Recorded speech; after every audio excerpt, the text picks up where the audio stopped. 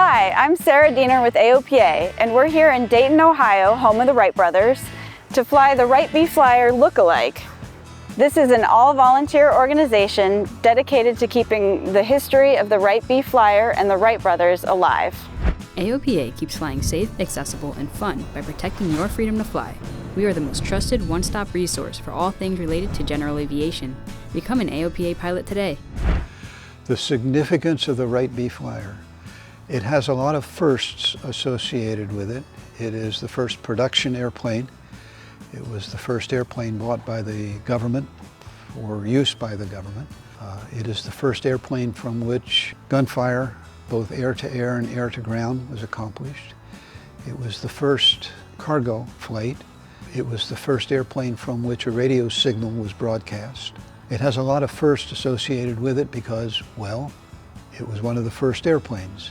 It's not the first one the Wright brothers built, but it's the first one that made it to production and was sold by the Wright brothers to a variety of different people. The Wright brothers recognized what most people didn't, and that is that the real key to controlled heavier than air flight was the ability to control the roll of the airplane. A lot of folks were trying for the prize to be first in the air with a heavier than air flight, but they recognized the need for roll control, and their patent, interestingly enough, was on the roll control side. It wasn't for an airplane, it was for the control of an airplane. We are not a replica. A replica suggests that it would be the same materials built in the same technique. We're not. We use modern materials. Ash and spruce have been replaced with steel and aluminum. We have a modern aircraft engine. We tried to maintain fidelity to the design as best we could.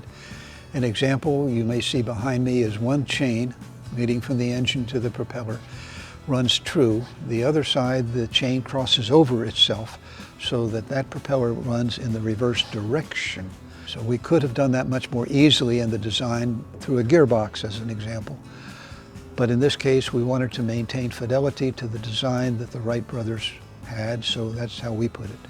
The idea is that this airplane, a Lookalike, at 100 yards flying by, would look like an original. And we've gone to the extreme to try to make that happen.